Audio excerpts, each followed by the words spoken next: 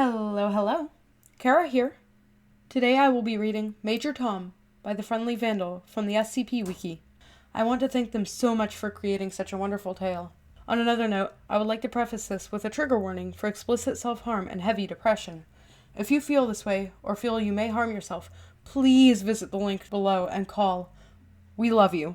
With that out of the way, if you wish to read along, should be the second link in the description. Without further ado, happy listening. Chapter 1.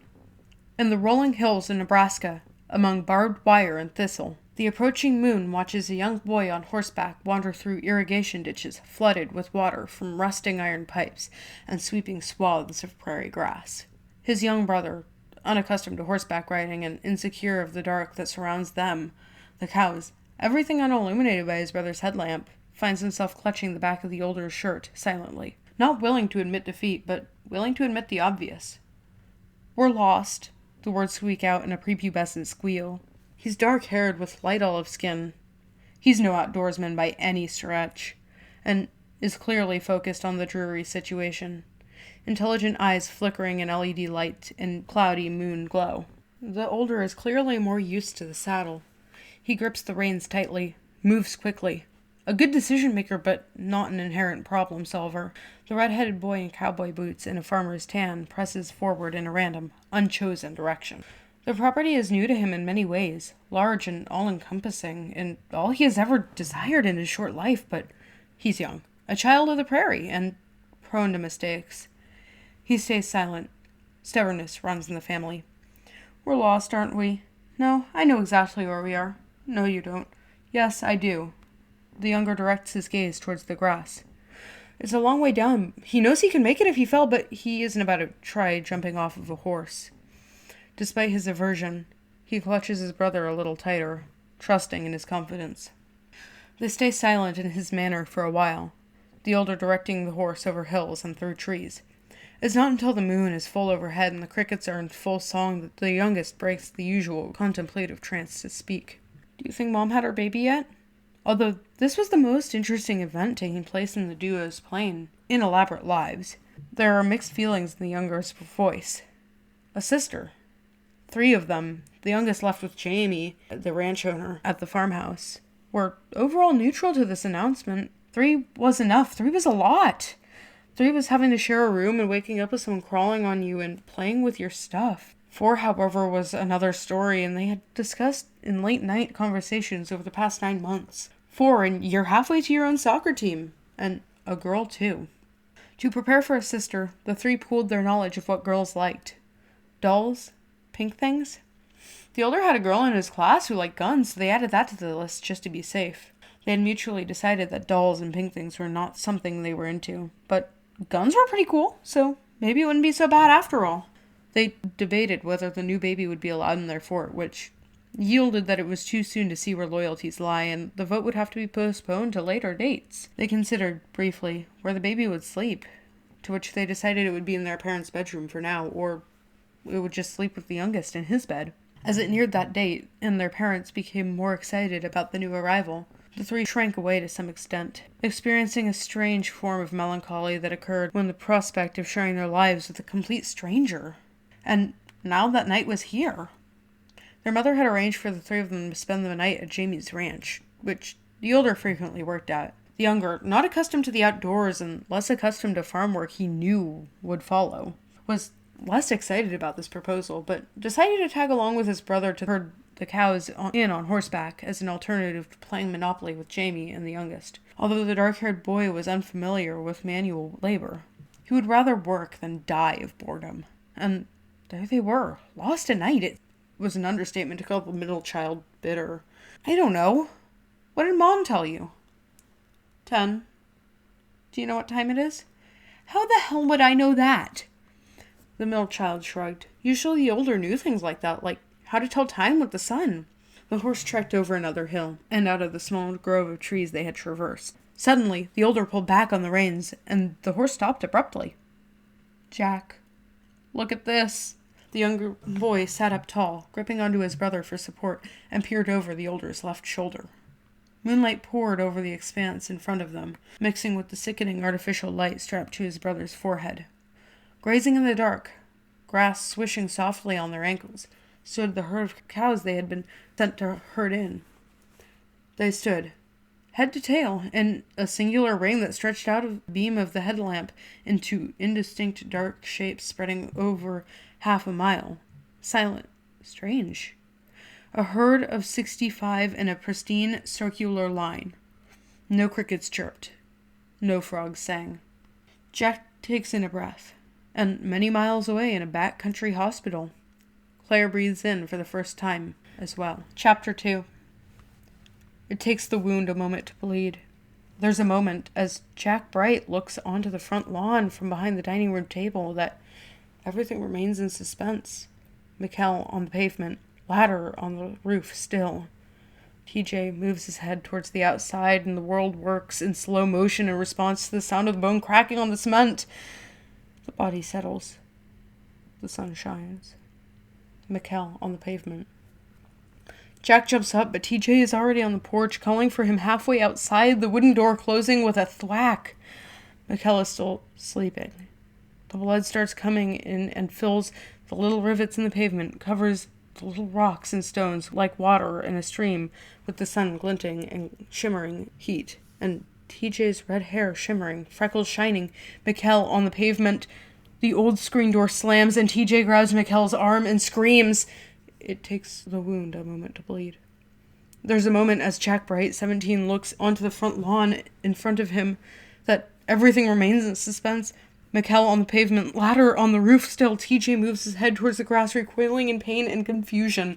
The early spring sun beats down on the pavement and strikes the dark blood matting itself in orange hair and soft brown freckles. Mikkel is coming around. Face an expression of grogginess, then confusion, then alarm. TJ's blood makes the grass sticky, staggering, falling into the grass. The clouds drift by in a slow, cotton ball haze through the sea of pristine blue. And the youngest bright sun lays still, still, still as the world as he feels his brother's pain. Chapter 3. This phone number has been disconnected. Standing in the hospital phone booth, Jack fumbles in his pocket for the crumpled piece of paper, glances around to see if anyone was watching, and punches in the code. Please hang up and try again. 4 5 3 3 8 4 7 4 4 4 5 1 0. The pre-recorded telephone message cuts off into the long, undisturbed electronic beep of a phone left off the hook. Jack counted the seconds and looked around again. A car pulls up to the front door, and he watches as his mother and her new baby get in, and father in tow. The heat of the day fogs up the scratched plastic of the tiny booth, creeps up under his shirt, makes him sweat. Mikkel usually did this. The fear of somehow messing up wells up inside of him. Jack checks his father's ballpoint pen cursive. Yes, it really does say 128 seconds. Has it been that long yet? Maybe he should try again. Please recite your connection code. It's the same woman that told him to try again. The gray Toyota minivan drives up in a faded rural hospital parking lot and disappears over the hill. Travis Elder, 42, 6608, secretary. Red case condition. There's a moment that Jack Bright holds his breath, waiting for confirmation, knowing that there wouldn't be one. To his delight, the phone off the hook beeping doesn't continue. He checks his father's cursive again. Under the title, Call in Case of Emergency. The corn in the neighboring field rustles softly in the hot, stagnant wind. Operation. Please give your request and connection type. Adam Bright, Level 4, Family Connection, Emergency Code 61005. It's Jack. Oh, kid. It's a woman's voice, which doesn't come as a surprise. Jack has never spoken to his father at work, only ever a spiraling array of female assistants. He's had suspicions about this, as at least 3 of the brothers did. They didn't have the heart to tell Claire at 6 that their father was most likely not returning home to his only 4 children. Look, can I take a message? He's busy. Yeah. Tell him that TJ is in the hospital. The phone starts crackling wildly, and Jack squeezes his eyes shut in desperation as he hears the sound of the line being crossed with fuzziness. Jack! The line drops back into the sound of the phone off the hook. He knows that this time it won't pick back up. The man in the booth slams the phone back into the cradle and takes a moment to wipe the gathering sweat from the nape of his neck before pulling out a second quarter, one that he had taken from Claire's piggy bank 45 minutes ago for this exact purpose, and sticking it into the iron slot. Dad hadn't paid the bills for the landline. At this point, they didn't complain, just improvised. Most of Jack and Mikkel's time when their parents were away were spent like this, improvising. Jack dutifully punches in the 10-digit phone number and selects the correct connection code for the black void his parents disappeared into so often. Mom didn't always pick up either, but what his Evelyn Bright lost in correspondence she made up for in afterthought. The hospital bill would be miraculously paid, maybe, or there would be a hastily written letter pushed into Mikkel's hand while getting gas. An afterthought was better than nothing. Operation. Please give your request and family and connection type. Evelyn Bright, level 4, family connection. Emergency code 5007. Hold, please. Jack opened his mouth to reply before realizing that there was nothing to reply to. Birds chirp and sing in distant trees, contradicting his own mounting anxiety. His parents told him that they would be gone for 2 weeks on business. 2 weeks passed, then 3. Months passed. Halloween and Christmas passed. Mikkel started paying their bills with the money he earned at work. Whatever that was. Keeping the government from finding out they'd been alone for nearly 8 months now. Mikkel was skilled at calling their work because he did it each Wednesday night at the phone booth at the rickety gas station 2 blocks away. Mikkel rode his bike back every Wednesday night as Jack and TJ started putting Claire to bed. Mikkel walked in the door every Wednesday night, saying no. They didn't pick up. Not this time. Mikkel would then take his father's revolver from the top of the fridge and check if that there was still a bullet in each chamber. Click, click, click, click, click. Spin it in a circle like a child's toy with his finger on the trigger. Jack sits in the living room and thinks that one Wednesday night he'll just shoot it right in the kitchen, right into the tile or at the window or right into the roof of his mouth. The click of playing with death to the tune of the crickets chirping in the soybean fields outside. I'm sorry, can I take a message? It's the man on the other end again. Jack jerks back from his thoughts. Yeah. Just tell her. Jack fell back on the story that he and Mikkel had discussed. That TJ fell off the roof while helping Mikkel shingle and got hurt. We're in the hospital right now. They're saying he'll be okay, but he just needs stitches, and they're keeping him overnight. Mikkel's up with him right now, and Claire's here with us just to be safe. There was more that Jack wanted to tell his mother, maybe something about wanting her to come home, or at least speak to them at all, about everything that's been going on at home, about Claire or Mikkel, anything, just to hear her voice at all. But Jack kept his mouth shut when the secretary asked him if there was anything else. Then thanked her and said goodbye and put the phone back on the hook and the paper back in his pocket and his heart back in his chest and walked through the dusty revolving door back inside. Chapter 4. Jack? Jack? Jack comes around slowly from his place in the stiff wooden hospital chair to the sound of crickets outside and a 6-year-old child tugging at his dirty Walmart t-shirt. Claire. Jack rubbed the heel of his hand into his eye, sleepily looking at the digital clock at TJ's bedside. 3:46 a.m. Shit, what is it? I gotta pee. Jack groaned. Why can't you ask Mikkel to take you? He's not here. What? Jack squinted through the darkened hospital room towards the folded-out couch where Claire had insisted Mikkel sleep next to her. Empty. Okay, just let's, come on. Jack heaved himself onto his feet and held out a hand, feeling tiny fingers curl around his own. Be quiet, okay? We don't want to wake up TJ, yeah? Jack cast his gaze over at the figure sleeping on the bed, at the faint glow of orange curls against the filtered country moonlight. Purple, blue, black eyes swollen and closed. His youngest brother was still sleeping, recovering from the tight, black stitches sewn into his forehead. Yeah. Hey, cut that out. You're too old for that. Claire removed her thumb from her mouth as Jack led her down the empty hallway to the bathroom.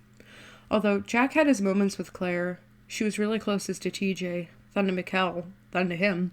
That was what it was like having multiple siblings. You knew you were on the totem pole of love, and Jack, as the cynical middle child who made and sold questionable alcohol out of the back of the garage, did his best not to be engraved as a role model in any way, shape, or form. Mikkel did fatherly things like shingle roofs and load guns and work late nights at his job. Jack made sure that the amount of cash he got didn't become suspicious to the bank. Mikkel hunted deer to save on groceries and skinned them on the back porch, and cooked them and sold the horns and pelts to the farm store down the road to make money, and froze the rest of the meat so they wouldn't starve, and showed them how to cook a meal, and trapped rabbits and squirrels, and chopped firewood with an axe like fucking Paul Bunyan, and earned what he suspected was a hard, honest living.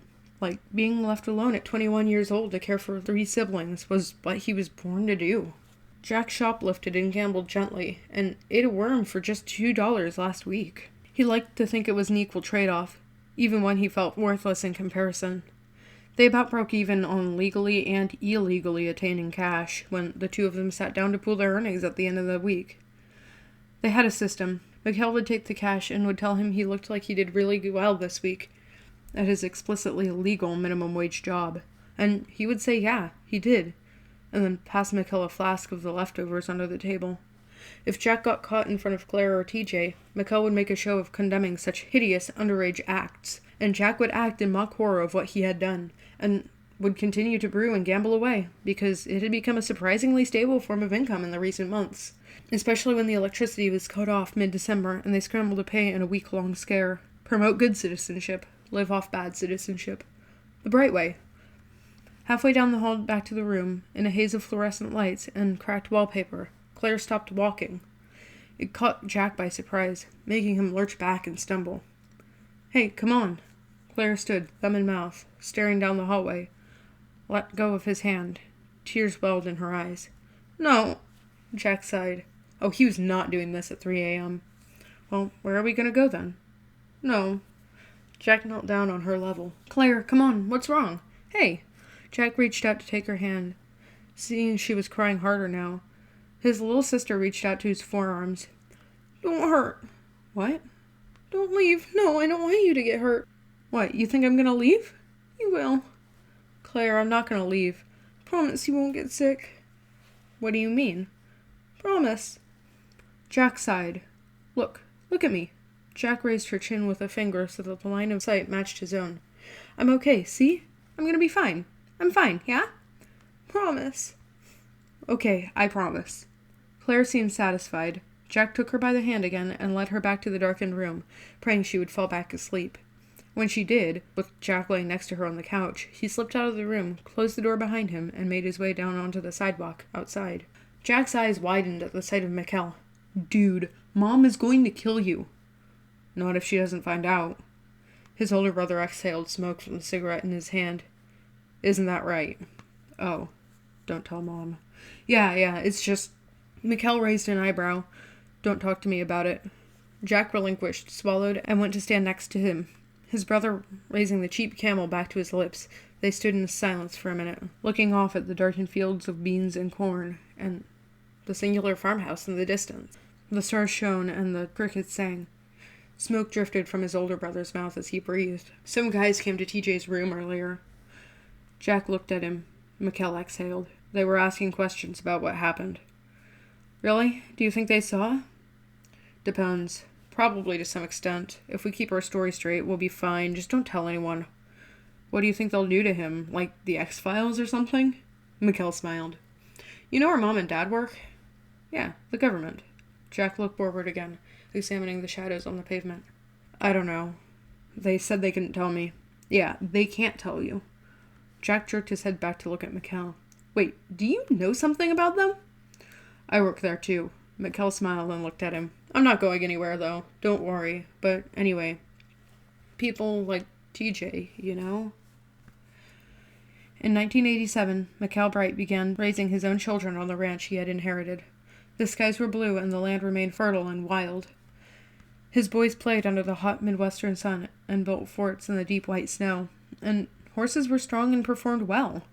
Mikkel whistled as he worked because the blood came out easy and the bodies buried clean, so when his son's sight did not diminish, Mikkel did what any good father would do, removing the dew claws from a sheepdog and taming the foal, the shocking of cattle to move them forth. But this isn't Jack's story to tell. No, actually, I don't think I know. Jack's blood rushed with anger and anxiety. Oh. Mikkel looked up at the stars, contemplating. Look, you know what they say about if a tree falls in the forest and no one's around to hear it, does it make a sound? Yeah? Okay, well, here's how I see it. There have always been people like TJ. You read about them in the old world texts or whatever, like witches and warlocks and shit. Back in those days, when stuff like this happened, people didn't really know how to describe them and they just passed it off and the person went to live in the woods and nothing bad happened. Yeah, people cared, but it was magic, or someone pissed off Jesus or something. You follow? I guess. Yeah, well, now we're no longer living in the Dark Ages. People are smart, and when someone like TJ is born, there's no casting them off to live in the woods. It's a systematic removal. I'm talking CIA, FBI caliber, so when shit like this happens, where I fell from the roof and TJ was clearly the one to take the injury from the fall, people start watching. It's no longer the fact that God didn't will me to take those injuries or some shit like that. These people see that, and they see something larger. Someone that is really a witch or a warlock. And they start watching. And they keep watching, and they watch, and they watch, and if they see something that indicates that something deeper is going on, they get taken. No more problems. Situation is safe, the people are safe, and the people will continue to be safe, though this is happening over and over again. That's the idea. So, if it happens and there's no one around to see it, then it's fine, but I think they might be keeping an eye on him. Where do they go? Mikkel shrugged. But anyway, the way I see it, it's like he waved his cigarette. TJ has always been special. Wait, what? You haven't noticed that? When he was younger, he could always do shit when he wanted to, when you were 9 and you fell off your bike, you remember that? Yeah, what about it? He healed you. No, he didn't. I got lucky and fell on the grass. And he was bleeding. Jack opened his mouth to respond, then shut it again. Shit. Look, Mikkel exhaled more smoke. I think it's different now, though. Back then, he wanted to take that for you.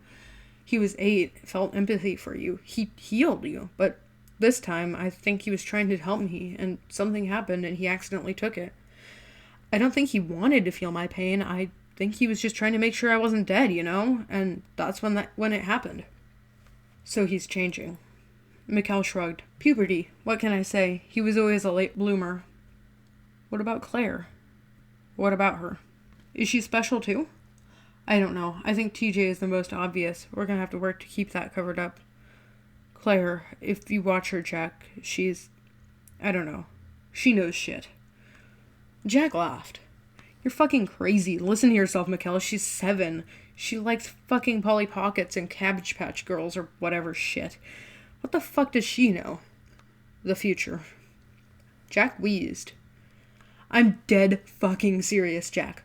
Look, okay, I was shaking on it too, but last fucking week, she colored.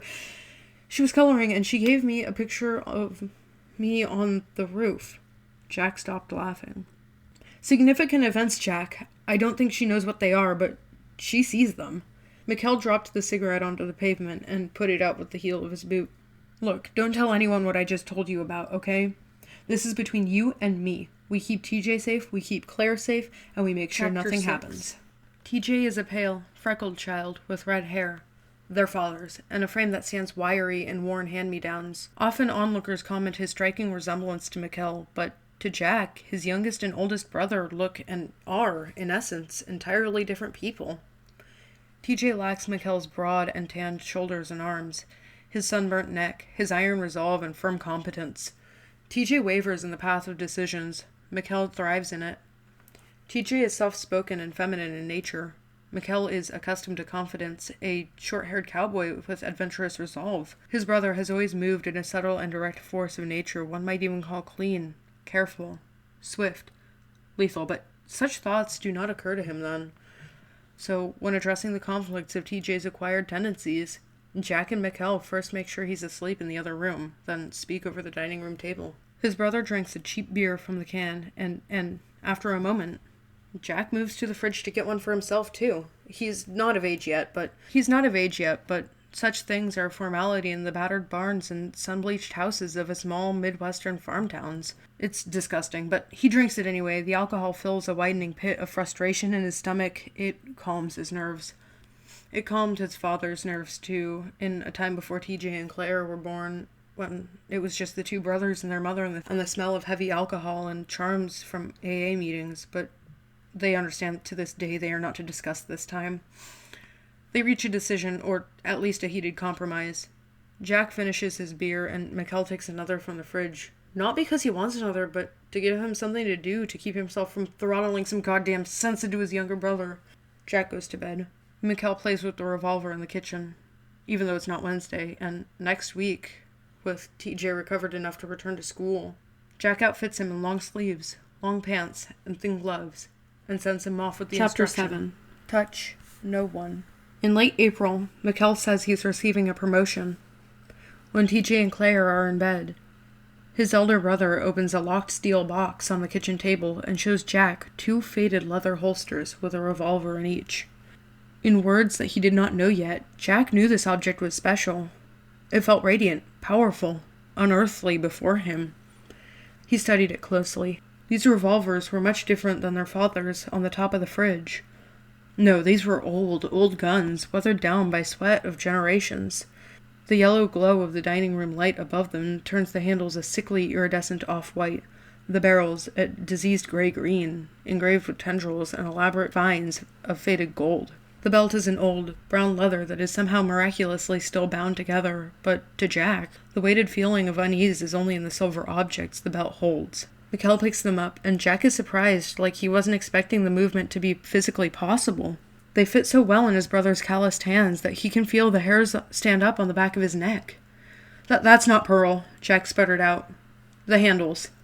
They remain off-white even when lifted into Mikkel's hands, shining not by nature, but by polish. When Mikkel killed a deer, he would boil out the marrow in a stew, then throw the rest out. All sorts of parts in the pot. Femurs sitting on the kitchen counter to be used. Skulls he let TJ hold. To a Jack in the future, in a different life, anomalous was a bone-stained word on iron breath. It was a word laced with gold. Chapter 8. In late May, Mikkel leaves for work and does not return in 2 days as previously promised. Jack spends more time sleeping than he ever has before, being a man of science, but not without an imagination, left as a residue from his childhood of books and role-playing games with his brothers on hazy Midwest summer nights. Not needed, but sometimes unwelcome, Jack dreams more than he has ever before. He dreams of his mother and his father, of trees that fall in the forest and are never heard, of Star Trek reruns on TV, cows standing in a circle, tail to muzzle, some sort of unholy shrine. Sometimes he dreams that Claire is in there with them, in the center, sitting on the ugly rug from their living room with her dolls in the middle of the soft prairie grass. No getting her there, cowboy. He dreams of rabid animals, too, and all often imagines the herd, all 67 of them, twitching and lurching through the grass in a sickly, uneven sort of rhythm, rotating in the circle in a slow, even, mesmerized pattern. Round and round. The circle gets smaller, and Jack feels the need, from his spot on the hill, to rush in with some kind of parental duty. Claire did not resent her brother when she died.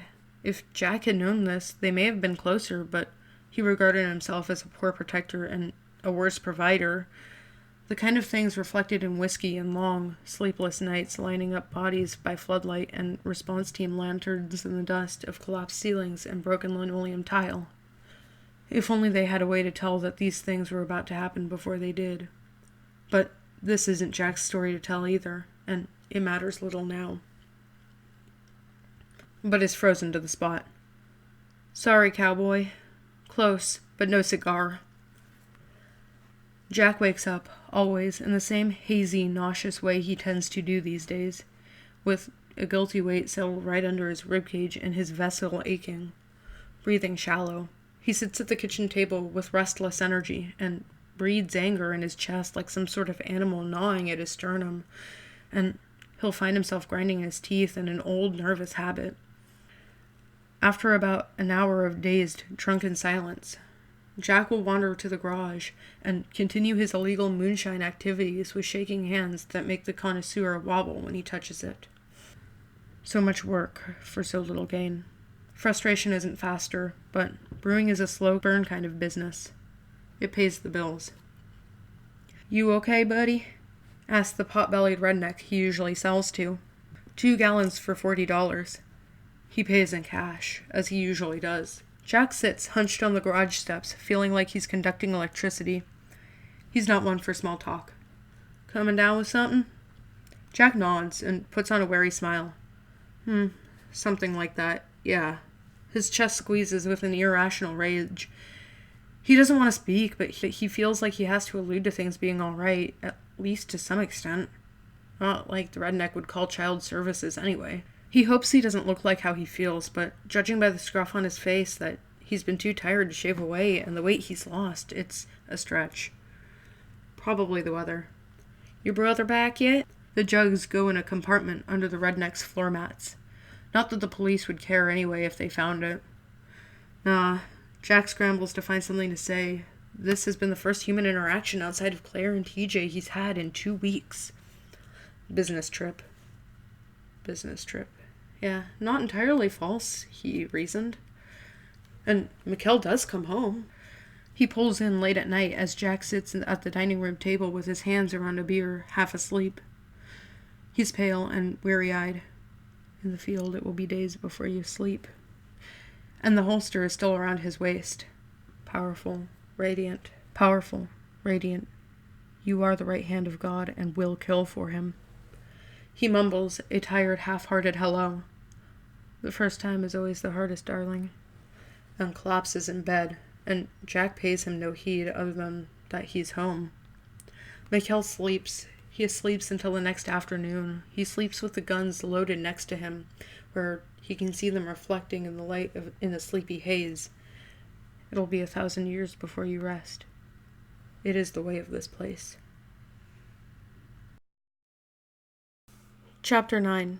Mikkel has worked at the same ranch since he was 16 years old and had been riding horses as long as he could remember. Jack himself could never quite understand what his older brother could possibly find entertaining about herding cows on horseback all day. But what made up for it was the competitions Mikkel did for fun. His older brother always got excited about the working cow horse runs. Jamie, the ranch owner and prime proprietor of Mikkel's apparent attitude for the industry, was always happy to allow him and Chestnut to enter and ride in aimless circles in a sandy enclosure while fellow hillbillies looked on and cheered. Jack would lean up against the metal fencing with John Deere ads strung up along it and watch Mikkel and his horse kick up sand in tight circles under fluorescent lighting and country music. With a smile on his face and an odd sort of contentment that came with seeing your sibling do something stupid. Even if Jack was no cowboy himself, preferred the likes of Star Trek reruns to baying cattle, he could tell Mikkel was good by watching how his father swelled with pride, how the judges talked about him over the speakers, and how Jamie praised him. Mikkel was good. Mikkel was always good at being a ranch hand. When Mikkel was 16, Jamie taught him the delicate art of bull riding, and encouraged him to enter his first rodeo. Now, Jack had never regarded his older brother's job and subsequent hobbies to be too entertaining, but he quickly realized that he had a deep, burning passion for watching his older brother get thrown off large animals at high speeds in front of a crowd while wearing ridiculous clothing, and decided to be in attendance. After all, Jack had never seen a stupider sport than bull riding for 8 seconds. The only thing was that Mikkel was good. This was infuriating to Jack, who came with the specific little brother goal of watching the person who he constantly bickered with get thrown off something. No, Mikkel was good. Too good. Jack would watch with anticipation in a small sports arena a couple hours away from home as his brother grabbed either side of the chute with difficulty, fastened his helmet, and awaited the buzzer with his hand on the rope reins, only to hold on for the full 8 seconds with frightening ease. Rider after rider would be thrown off violently before and after him, but no, Mikkel never fell, and Jack would bathe once again in the burning feeling of inadequacy that came with having an older sibling that succeeded in something at all. When Mikkel was 19, Claire tagged along with Jack and his father for the first time to see Mikkel ride at a rodeo. When it was his time to go, Mikkel threw one fringe-adorned leg over the other side of the chute and awaited for the handlers to allow him to go. This bull had been particularly violent, and it was clear that Mikkel was nervous, watching the previous rider not only get thrown off in the first 3 seconds, but get stepped on repeatedly as the animal continued to buck. The handlers on horses drove the bull back into the chute to the crying jeer of the crowd. Claire tugged on Jack's pants sharply. "What?" Jack had raised his voice over the clamor of the competition, the buzz of excitement and anxiety that made Mikkel grip the metal chute tighter than he had before. "He shouldn't go in," Claire yelled. "Don't let him go in!" "What?" The handlers gave the signal, and he watched his brother climb in the tight chute completely, hands on either side, steadying himself, locking the dented helmet and mouthguard. The announcer started reading off his name and number, to which his father cheered next to them. Claire looked at them, eyes wide in panic, then turned sharply to put her hands on the fence surrounding the arena. The buzzer went off, and the timer started. The chute opened, sending Mikkel and a wild animal into the ring. Mikkel looked confused at 1 second on the timer. Still holding tight to the rope as he had when the bull charged inward, the bull didn't buck. The bull stood still in the middle of the arena, despite knocking the sides of the chute with anger a few moments prior. 2 seconds. 3 seconds. The audience is in shock. The ref looks to the announcer. At 4 seconds, the bull starts to move again, and Mikkel continues to brace for the first impact that never comes. The bull is walking. The bull is walking towards the chute. Mikkel looks dumbfounded. 5 seconds. 6 seconds. At this point, even if the bull was to start bucking, Jack figures that Mikkel could hold on for the last 2 seconds and still make the round. If this even counted, the bull finishes walking back to the chute of its own accord and huffs loudly. 7 seconds. The crowd is silent. The bull faces the chute, and it's very clear now that Mikkel is expecting to die, to be thrown off in the air in the most violent buck in the history of all rodeos. When it hits 8 seconds, the buzzer goes off. The crowd acts like it isn't over, remains silent, entranced. When the chute opens again, the handlers don't need to do anything. The chute closes, and Mikkel, a little stunned, stumbles off, pushing himself back over the side of the chute, and he lands on his feet, just as blood trickles down Claire's face from her nose. "He would have died had I not changed it." Jack thinks of this now. Jack thinks of this as the crickets chirp and pierce through his angry haze that clouds his thoughts and mind. Jack thinks of this, and Claire wanders in and asks if she can sleep with him. She had a nightmare. Jack thinks of this as he lies awake with her there, thinking Jack of the will trees learn falling in in the another forest, life and the importance of not letting one's guard more down. he could do. There are endless safety videos in his future. There is even a future ahead of him where he, too, will be called an enforcer. He will reprimand violations of human imperfection in a place that must by all lengths strive to remain industrial, clean, separated. He will learn to place a wall between people and things that look like them. He will even learn, long into his future, to control himself, to be disciplined, and to fine-tune his sense of situational empathy. He will pick his battles and say what must be said and move on. And some will call him heartless, clinical, stubborn, but others will call him director. But Jack is a child, and he cannot see the consequences of things. He cannot act fast enough. He does not yet have the eye to anticipate, to see where incidents happen. He is not dutiful to security, containment, and protection, because he does not need to be. And so when TJ runs over and hugs Mikkel, Jack does not stop him. He does not stop him when Mikkel's fingers touch TJ's bare neck. And had he known that Mikkel was unusually tired because he had been treated recently for a still-healing gunshot wound that had gone through his shoulder and sent him to the Foundation Hospital for 2 weeks, he may have acted differently, although it's not likely. Carelessness is not an easily avoided trait. And when TJ's breath hitches sharply, and he falls into Mikkel's arms as dead weight, Mikkel makes a decision in the sharp, quick way that he does, and he will not let his youngest brother suffer. Some would consider what he does to be barbaric, and would scream and fight with him as he wordlessly loads their 14-year-old sibling into the back of the car as Jack does. Others would consider it a necessary evil, as Mikkel drives away and does not return for several weeks, saying to him, "Do not let them take her, Jack. There is hope for her yet." 11. Summer day fades into hot, burning summer day. Jack's body aches in an endless haze. Claire plays outside with the neighboring children, and he sits at the dining room table and feels cold and fuzzy, distant. His thoughts are single, tired, string, fraying and searing in the summer heat, but cold against his skin. In the morning, he rouses himself from a deep, dreamless sleep. Jack's body is heavy. Claire needs to eat. Jack doesn't, or at least he feels like he doesn't. There's no appetite. The heat sickens him in a way he has not experienced before.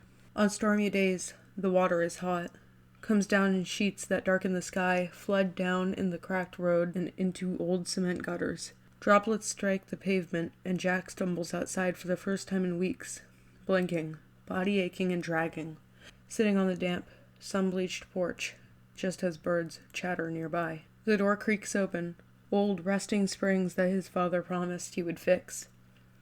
Jack? Light flutters out onto the porch and onto the back of his neck. Jack focuses his eyes on the afternoon rain pelting the sparse grass of the lawn. He aimlessly wonders about the date. He wasn't paying attention. Days and weeks slip together in sort of a disjointed, hazy way. Late June, maybe? Something like that. Jack, can I play with Sydney and Gabby? Claire hangs to the door handle, red coat over tiny frame, rubber boots that were handed down through the three bright boys before they reached her, coming up to her knees. Jack looks out warily past the broken down porch and patchy front lawn to the girl splashing in the mud puddles across the street. Just stay where I can see you. I will. Jack rubs his eyes as his little sister races across the street, greeted by cries of joy. June already. Had been a month since graduation. He should be thinking about college, but he can't. A long ways away, in another life, a short, fat man would sprawl in a battered armchair at the training center he ran, and would tell Jack all he knew about the births and birthings of a serious, lucid tone. A rarity reserved for close friends. Jack would tend the brick fireplace and open some liquor, and they would drink, and the blonde-haired veteran would tell him all about the myths in the field, stories of cattle dying and dogs being nailed on trees, storms and violent winds, cars flipped on people gone. Hume readings fade in, out, facial anomalies, cant recounts breaking, phones not working, guns jamming. The child would be born within 5 miles, and it would breathe, said the old rumors that spread around the GOC task forces. All the strange happenings would stop, and so no one would notice it. Only lasted the mother's labor, the universe preparing for a new god, the Star of Bethlehem. Stranger things have happened, said the man with the rifle. No way to test it. Would make sense if it was true, I suppose. The way they come, the way they leave. All these kids, not just the Greens, the legends, are all the same. Always a little strange. Supposed to get worse with the power and significance, all that kind of shit. I knew guys that used to peel out if they saw the cattle run, you know. Do you believe it? Was Jack's question. Something he knew the answer to. The man sighed, readjusting slightly. Jack. Science loathes coincidence. It did not bother a thing called Jack to see the universe end. Thing called Jack had seen many such things, after all, floating and drifting as it did. Some would call it a god. Others would call it dust. But this isn't Jack's story to tell. Not yet. Not for a long time. Ask any shithead on the street and they'll say they've seen something strange at some point in their lives. For the sake of standing on solid ground, no. I don't think I do. Jack on the rainy steps, pale and weak, decided he was too tired to think about it right now. Leaned his head so it rested on the splintering wood railing. Watched Claire splash in puddles with her friends under a sheet of rain. Jack on the rainy steps was born with his umbilical cord wrapped around his throat in a tight death grip. They thought he was dead. He didn't cry for minutes as they worked to loosen it off. When Jack on the rainy steps was 4, he caught pneumonia that landed him in the hospital for a month. They thought he would die. When Jack on the rainy steps was 8, he ran into the street to chase a raccoon and was hit by a car. The impact sent him skidding across the ground, bleeding from his chest. When Jack on the rainy steps was 11, the top of their snow fort caved in on top of him. Jack on the rainy steps, at 19, couldn't understand why he couldn't do anything right, why TJ and their parents were gone, why there was no reason for him to really be here at all. He felt listless. He wants to hurt something. He doesn't know where to let the anger go. He wants to know why he feels this way. Why he can't pull himself together long enough to be an adult for Claire. Why can't he just be like he was a year ago, happy and content and not barely functioning and exhausted? Jack on the Rainy Steps doesn't want to die, but he doesn't want to live. Jack on the Rainy Steps wants to fall asleep and not wake up anymore. 12.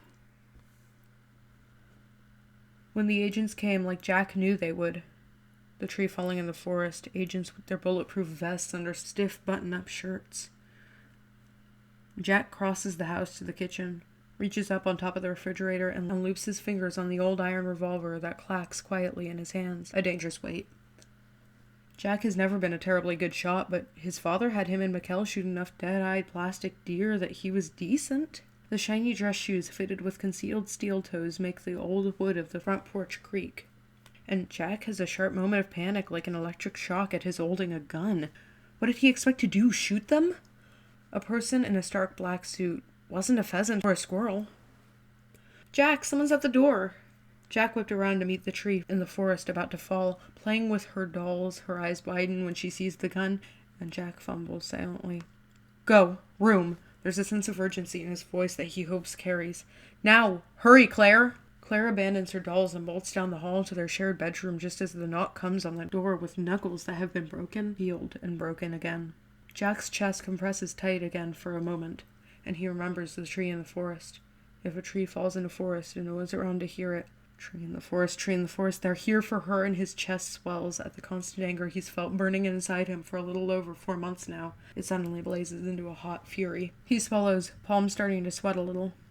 And when they took his little sister away, that hot Midwestern afternoon, her shrieks rang and echoed down the empty street and resonated in the stagnant air and the buzz of lazy insects. Jack did not shoot. He did not shoot because they took her from her room, because they had 4 men, not 2, and because he was foolish and sick and lost, and he didn't know what to do when they immediately grabbed him and threw him onto the floor and knocked him out. He didn't know what to do when he woke up alone, wandered around the house in a daze, looking as bats roosted in nearby barns and herding dogs barked in the distance. He didn't know what to do and didn't know where to go. He felt frustrated and furious, but empty and dull and sick with anxiety. He wanted to wander out of his house and down the streets with the hurried pace of someone looking for something they know they've lost. He ran until the street lights ran out and he hit gravel roads and long, endless fields of corn and beans, obscuring his vision into the clear, cloudless night and the lightning bugs that blinked among them. And eventually he turned around. Because what else could he do? Where else could he go to find the person he needed to protect? He walked until the sun came up, and it hit his neck in a hot, humid haze of morning, and kept walking. Sweating in the morning sun, he walked past his brother's horse grazing in Jamie's pasture. He walked into his neighborhood with the kids playing basketball down the street. He wandered back in with a pained sort of desperation settled tight in his chest, but his body felt heavy and his spine felt tight. So Jack Bright slept, and slept alone. Dream sequence. From bed, Jack finds the strength to move. He is shaking with anticipation, but never has he even thought of doing this before. No, all thoughts are driven, pointed. He is sure. Not Mikkel, not his mother, not TJ. No. Nothing and no one could stop him. The hallway to the bathroom is a dark green mile that he walks briskly. Someone has pulled a trap door out from under him, and there is nothing below but hate and disgust. Claire is not anymore. She's not here anymore. Sleeping in the bedroom next to his own. And when he locks the bathroom door, someone drives down the rickety concrete outside, and he sees the headlights continue into nothing from the tiny bathroom window. Hyper-aware.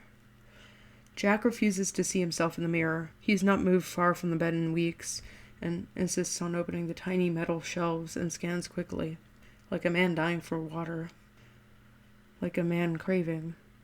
His mother's medication sits gathering dust, Mikkel's toothbrush, his father's razor. Some strange, distant part of him doesn't want to take apart the razor for the blades, because he cannot bring himself to break something of his father's, but the blades are still sharp. Jack has accidentally cut himself with less. There's a moment. Jack holds it in his hands. He wonders what his mother would say. It is not factored in. Jack knows what she thinks of him. Damage. Pain screams down his arm and leaves him stunned, drunkenly happy off the fumes. There is a buzzing in his body and screaming in his mind that tells him to strike again, and he complies, dazed and ruptured, riding the feeling that the feeling gives him. His breathing starts to slow. Relaxation. His mind spiraling down like a plane from the sky. Damage! Jack's knees are weak. The world is spinning. He strikes a third time, barely able to see his skin through the 9 even scores of ragged, bleeding flesh, and the craving leaves his body like a soul.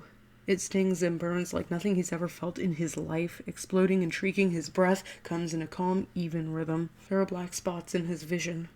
He rinses off the razor. Red fluid he completely forgot he had runs in streams down his arms and dribbled into the sink. Jack is okay. Jack is calm. Tranquility comes over him as hate starts to leave his body with his consciousness. Ethereality. Jack is awake. Crickets sing out in the summer air that rustles the soybeans outside and the gray heat of the early morning. He's thin enough now that Mikkel is able to scoop him up from the bathroom floor and out of the puddle of red fluid staining his shirt. Jack feels all the energy he had is gone from his body and lets his older brother carry him, slumping onto his chest in the most direct form of human contact he has experienced in weeks. Another car drives by, a farmer headed to the fields. When he is laid down on the beaten couch, Jack almost wishes Mikkel would keep holding him for just a while longer. Human touch has been a rare commodity. Gauze and bandages pull against his half-clotted blood. Swollen red cuts and bruised skin stinging with rubbing alcohol. He feels sick, lightheaded, but satisfied. Mikkel squeezes the cloth wrapping his arm gently, letting it soak up all the excess fluid. All the hate is gone from his body. He deserved that. He deserved that. He deserves more. He is too weak to deliver. His brother presses an ice pack onto the wounds, lays his arm on an incline on Jack's chest. The popcorn ceiling is a color in the early morning light that Jack has never noticed before. There are blankets pulled over his pale body, up to his chin, and he feels a warm hand on his forehead. It's shaking with fury in the moment it lingers there. He has made Mikkel angry in the past, but not like this. Not furious into silence. Jack feels no remorse, lays there in silence of his own. Cold, feverish, distant, floating, the scum of the earth. Suddenly, Mikkel has a bulky cell phone that he's never seen before in one hand and is running his fingers through his hair with the other, silhouetted in dawn light flooding over the kitchen windows, reading Travis Elder, 42, 6608. He vaguely remembers TJ and Claire, but there are no feelings, no connection to this moment in time. Briefly thinks of his mom and dad, and wished that they were here in an odd, off-handed sort of way, as he wished for the past 10 months. Dreamlike, condensation beads on the windows as humidity rises. Mikkel is pacing on the phone, and redialing again, reading off numbers and letters and words. The old radio, turned on low, now sings a song his father liked. Jack feels strange, but content with the pain searing in his arm. Claire left a Polly Pocket on the floor near the rocking chair.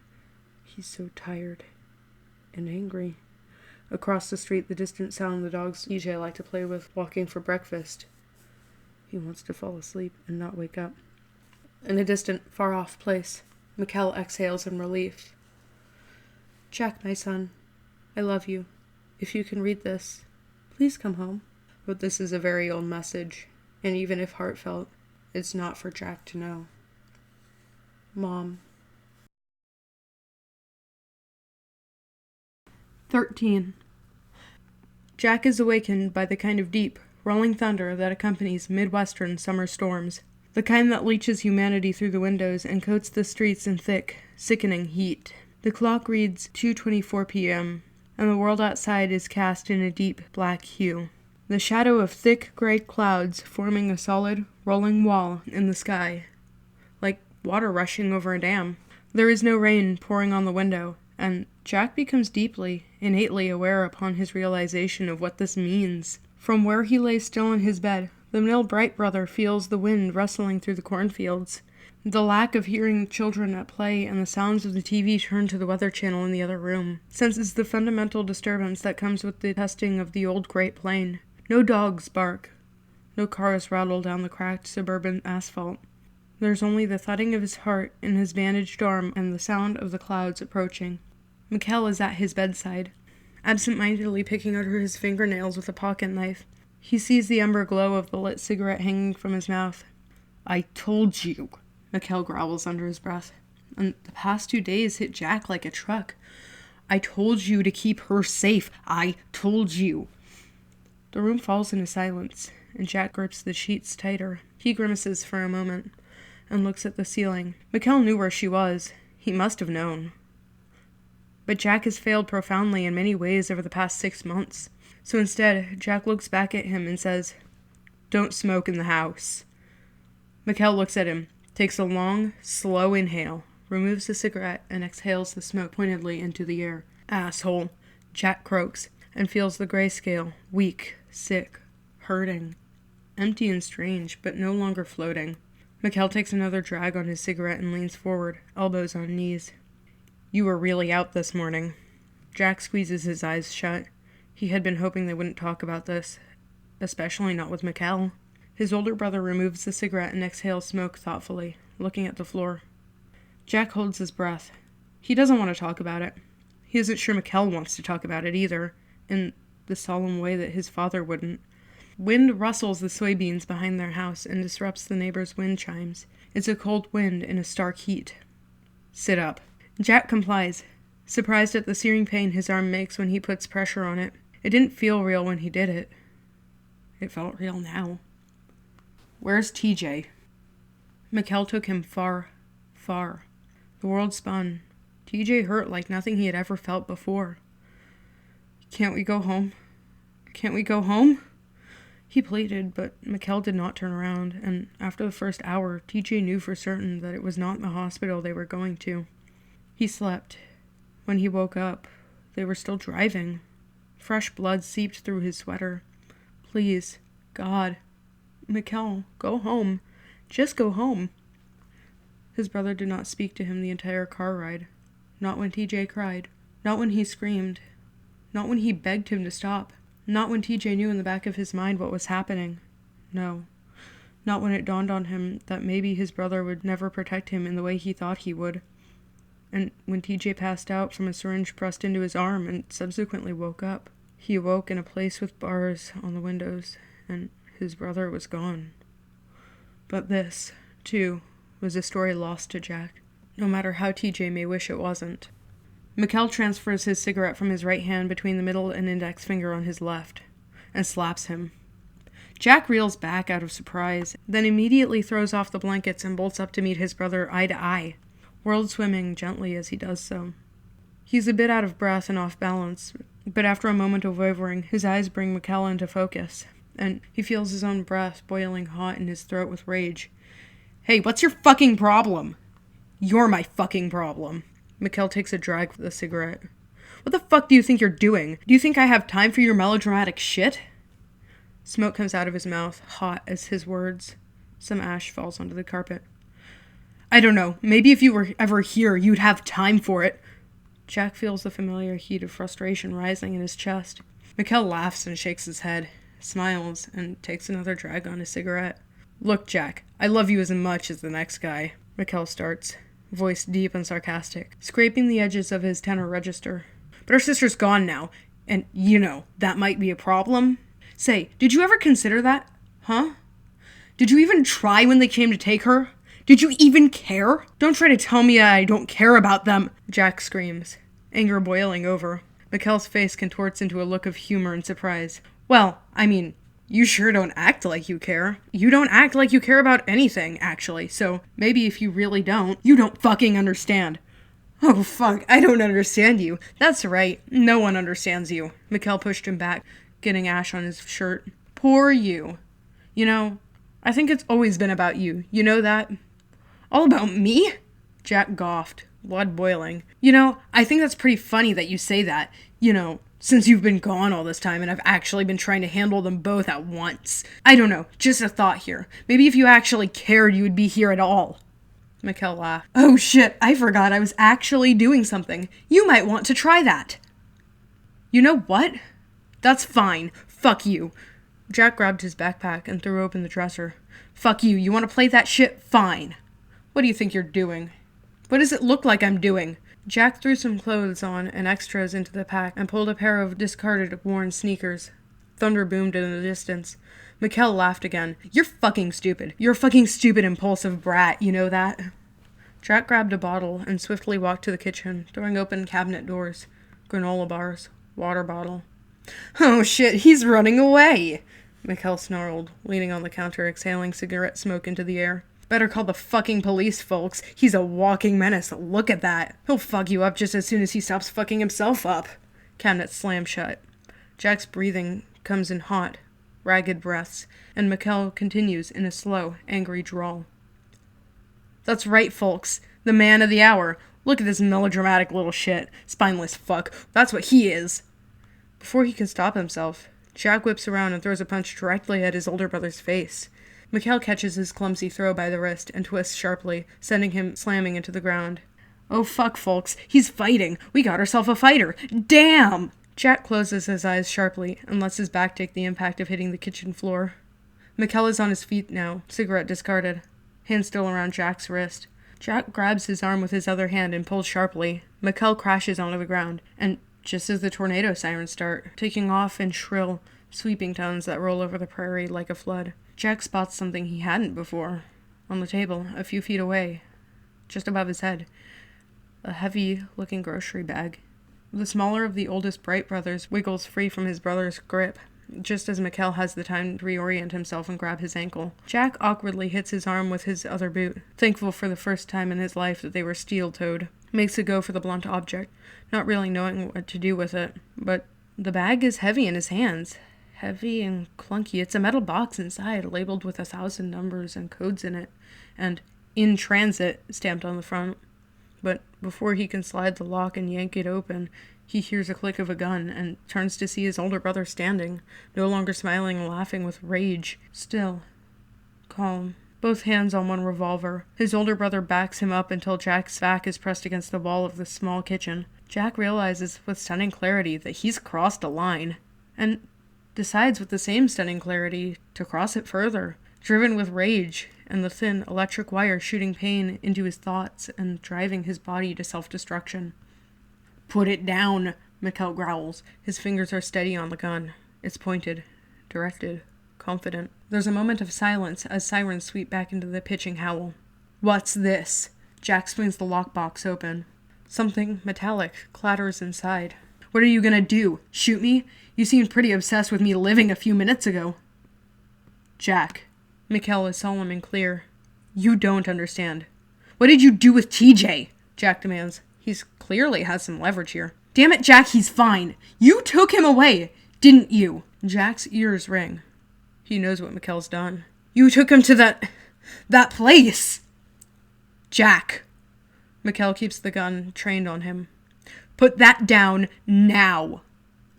There's a moment, as Jack Bright looks down the barrel of his brother's gun, that he becomes aware of the weight in the metallic box in his hands. The heavy, important feeling, the godlike divineness, the strange, prophetic kinship.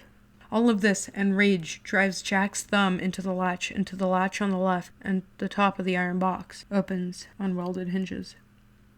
Mikkel's gun jams. He hears it go off.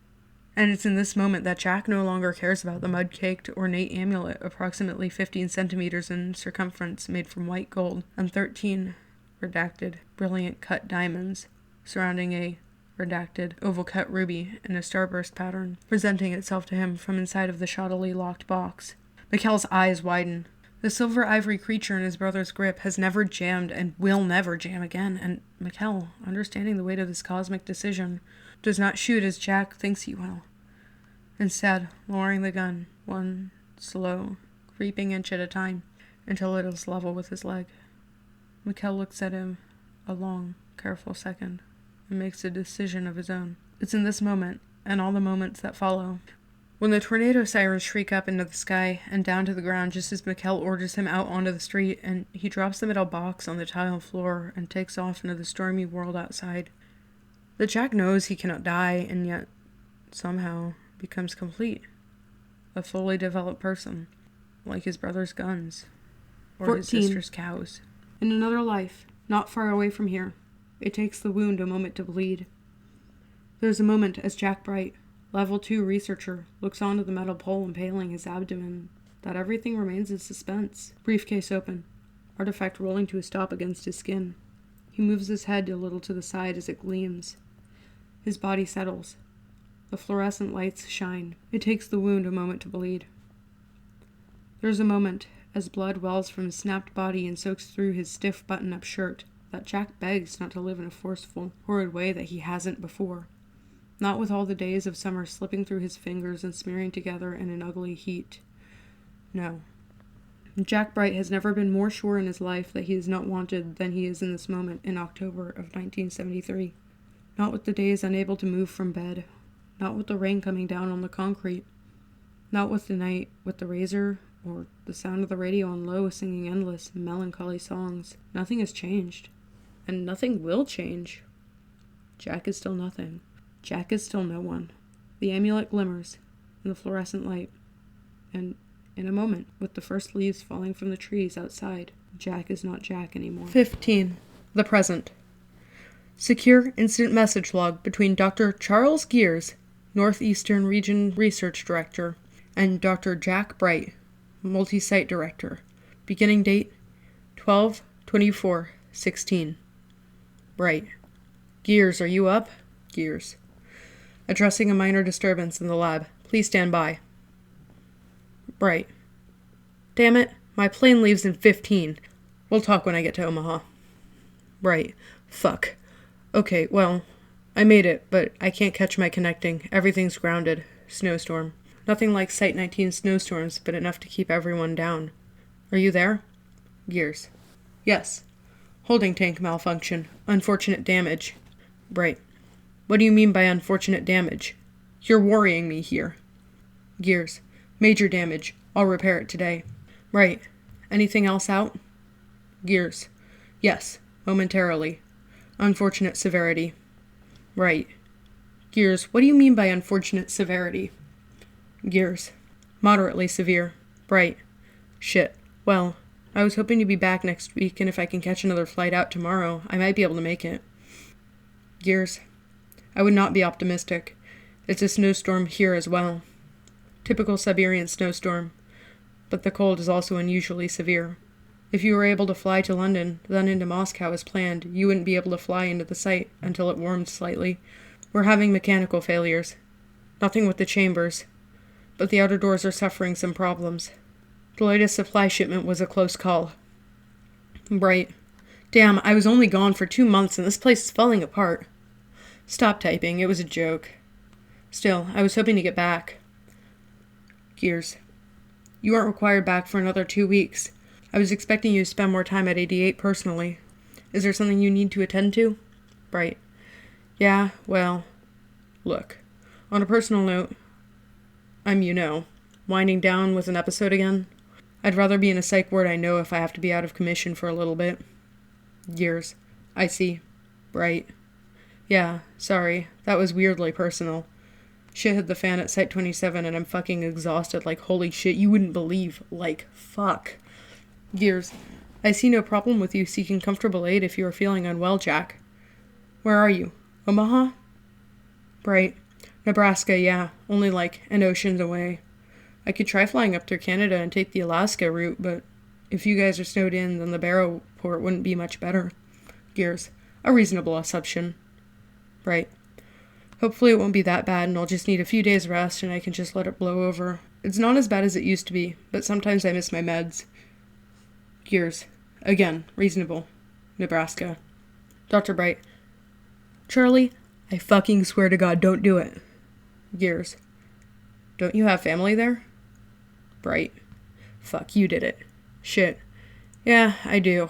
I was avoiding that option, but my brother still lives here. He owns our old house and a ranch. Hometown is like an hour away. Gears. Gears. Couldn't you stay there until you can fly? To be perfectly honest, Jack, I would be more comfortable knowing you were staying in a Foundation-connected area. I'm wary of the hotels in your situation, considering the amulet and your potential to self-terminate in this state of mental health. Bright. Oh my God, could you imagine me showing up at his ranch at 3 a.m. on Christmas? You're a funny guy, Charlie. Gears. You seem hesitant. Right. Okay, so like, how do I put this? Mikkel is one of those people when it comes to mental health. I don't know if he still is like that, but he was when we were younger. Maybe I could just not tell him, but if something happens, you know how I get, Charlie. Plus, quite honestly, I haven't been home since I left when I was 18, I think? It was kind of funny, actually, looking back, how I left. I mean, if we were adults, then I think we could have handled it better, but young and kind of in rough patches. Too long didn't read. There was a lot of frustration and depression and testosterone, and also some other stuff that happened, but family's family, I guess. Years. You aren't presenting any evidence not to. How far away is it? Right. Like an hour out from here, I think. I'll call a taxi. Shit, this should be fun. I only ever see him at family stuff, really. Hey, shit, that reminds me. How's TJ? Gears. Alright, I haven't heard anything to indicate to me otherwise, but there haven't been any tests this winter, so I wouldn't know. That's more Agatha's realm. Right. Yeah, I know, but she's asleep like all other normal people on the site, so I can't annoy her. Look, I'm gonna lose connection when I leave the airport here in a few minutes. Thanks for helping. Gears. Yes. Bright. You don't need to repair the holding tank today if you don't want to. As long as the thing is moved to one, that's okay, and it's not gonna break a second one. It's Christmas. Like, what the hell? Take it easy. Gears. I appreciate the sentiment, but I'm not one for festives. Although, I encourage you not to strain yourself today either, especially considering your health. Bright. Yeah, thanks. Hey, keep me updated on the mechanical problems, and, everything else. Gears. As always. Bright. Yeah, as always. Merry Christmas, Charlie. Gears. 16. Ditto, Jack. Come home soon. When Mikkel had his first heart attack 2 days after Christmas of 2016, it was Jack, dressed in boxers, unshaven, and stumbling through a strange but familiar numb stupor that found him collapsed on the floor of his office in the fetal position. And it was Jack, too, who started acting like himself again after a couple of days of sitting on his laptop in a hospital room, bickering and snarking with him as he wished. Mikkel liked it. It felt familiar. 05-4 came to visit him a short while after he had his stint put in, and Jack, being a man with few boundaries, bantered and bickered with her too, as Mikkel slipped in and out of a painkiller-laced sleep. It was a while before he fully realized that he had guards. People in nurse costumes with guns in their pant legs. People standing outside in black. Someone important is here. Mikkel didn't feel important, but then again, he never quite did. The elusiveness of his overseer position, and the protection it would require, was never something he quite got used to. Jack explained his snowbound situation to them in casual conversation over coffee-stained classified paperwork and his laptop with the secure connection, and Mikkel himself fell asleep again. He doesn't ever remember sleeping this much in his life, and it bothers him greatly. Jack types and occasionally sends over a pointed comment about him being old and having to eat bran muffins, and Mikkel sleeps and slurs back a couple of swear words to let him know he's not of nursing home age yet. Fuck off. It feels comfortable. His brother is lively and snarky and shaven again, and Mikkel was pleased to note that he wore short sleeves. It wasn't that bad of an episode. Not like the ones in the past that had him out for weeks and left him listless and barely functioning. Jack doesn't kill this body and doesn't hurt it. He recovers well, because he's a damn strong person, as much as he is a damn asshole. And it'll leave him numb. It'll leave him angry. He'll fall behind on his paperwork and he'll live in isolation for half a week. He'll sleep and starve himself and feel nothing, but goddamn, he's no pussy when it comes to stalled neurotransmitters. He's proud of his brother. Brights don't go down without a fight. It was probably one of the better Christmases Mikkel's had since his divorce. But it's funny how delicate things are. The thing about business is that it's always the delicacy of it. It takes so long to build up this narrative, to write this story. It takes pages and pages to make a site. Blogs, readings, paperwork, hundreds of people, daily communication, cameras and training simulators, safety procedures and breach doors, guns and guns and guns of all different kinds. Shift after shift of guards, fences on fences on fences, titanium feet thick, dormitories, people. It doesn't matter when it all goes to shit. It never does. On New Year's of 2016, Jack and Mikkel do not watch the ball drop. They do not partake in celebrations. Jack is pale and trying to process. 10 of his little devices showing 10 different readings from one site in Siberia are all screaming off the hook. They do not speak to each other. There's no need to speak. They have just transitioned from a family business to an industry business. It happens so fast. There's nothing to do. You can call and type and try and get a hold of people on the inside to know what's happening, but despite all of Jack's lockdown orders and overrides, and the people that Mikkel knows he's picked for this situation, it all comes down to brute force, like a broken dam. It's a painful way to lose everything. Little mistakes snowball into bigger ones. When you're on the outside and a breach of that caliber happens, there really isn't much to do but watch the casualty count rise and the electricity go out. And then there really is nothing. Nothing at all. At 3 a.m. on January 1st, 2017, Jack sits down and stares at the floor between his feet. He doesn't cry, but he trembles. Mikkel knows his brother is the director of 3 sites, but 19 is the largest, the one he put his blood, sweat, and tears into, the one he spent the most time at, the one he tried to make sure was pristine and functioning on all calibers always. During the winter season, when the population of the site is reduced to a skeleton crew of 1,400 people instead of the usual 4,000 plus, those passing through, there's about 1 item in containment per person. It's funny how things fall apart like that. Jack is not afraid for himself, although he should be, because it's funny how things fall apart like that. See, breaches, they never work out as they should. Not breaches like this. Not Tempest nights. Not the ones where the walls themselves smash open and leave the Siberian winter to form drifts over abandoned lab equipment and cold bodies. Not the ones where people spend months isolated 23 floors down because the rescue teams, they just can't clear the rubble that fast. Never like the safety videos. Never like procedures. All the words and time and effort, all the carefully planned and submitted containment logs, and the carefully crafted chambers. It doesn't matter when the levee breaks.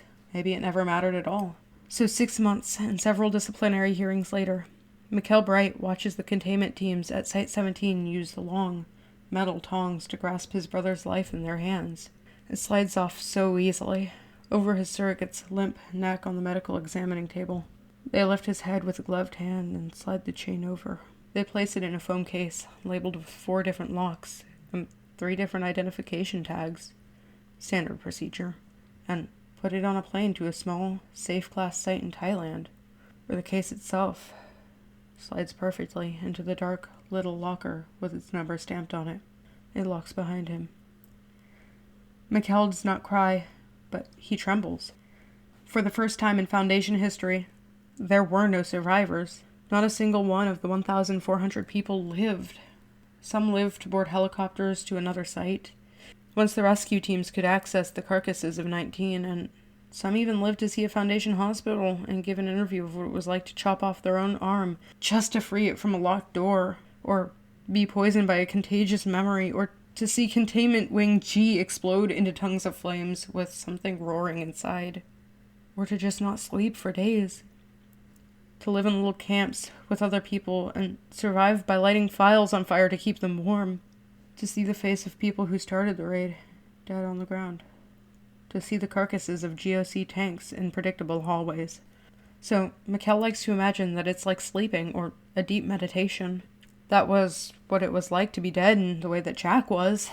He likes to imagine that his brother is inert, as his logs put it, because he was the only survivor, because he wasn't on site at all, and that's why the blame fell on him. Was it fair? No. Was it for the best? Maybe. His brother did not function well after the 4th month of the 19 fiasco. He did not do well in a humanoid containment cell, and Mikkel knew this was because he was a child with olive skin and curly black hair that belonged back in Nebraska under clear skies and open cornfields.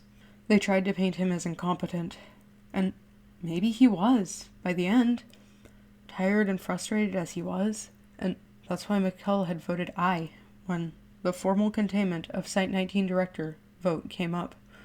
Because after all that, it really was for the best. I mean, if they were trying to be humane, and Jack was no longer eating, no longer thriving, no longer living in a profound way that Mikkel hadn't seen his brother before in all the years he had known him, why try to force him? Do you have any family history of depression? The doctor in the ER asked Jack Bright as his older brother lay sprawled on a gurney. So, a few years later, when Mikkel Bright had his second heart attack, he was alone and not so lucky, because karma's a bitch, because these things build up so slowly and they crash down so quickly, because the universe gives sprites when it needs them, and takes them as it pleases. And that was the story on how Jack Bright survived, because some people are just meant to. Item number, SCP-963. Object Class, Safe. Special Containment Procedures. SCP-963-1 is to be contained in a safe class containment locker. Flash-to-artifact contact is not permitted. Further testing is not permitted. Description: SCP-963-1 is an ornate amulet approximately 15 centimeters in circumference, made from white gold and 13, redacted, brilliant cut diamonds surrounded by a, redacted, oval cut ruby in a starburst pattern. It was discovered in the personal effects of redacted, who had been found dead by apparent suicide, surrounded by a number of supernaturally related books. Our agent in the area found that 963-1 was incapable of being damaged, and brought it in according to the protocol XLR-8R blank. Dr. Jack Bright is a possessive entity, bound to SCP-963-1. Dr. Bright was bound to the amulet following his death in a Keter breach. See File B-963-4. The consciousness of the late Dr. Bright is projected onto any living anthropod that comes into direct skin contact with SCP-963-1. It is known that memories native to it transfer from host to host. For more information regarding Dr. Bright, see archived medical file for complete psychiatric admittance history and medication lists. Thank you so much for listening to my reading of Major Tom by the Friendly Vandal. I had some fun doing it, even if it was a little sad. I hope I brought it the justice it deserves for being such a wonderful tale. Thank you so much for listening. Have a great night. Bye!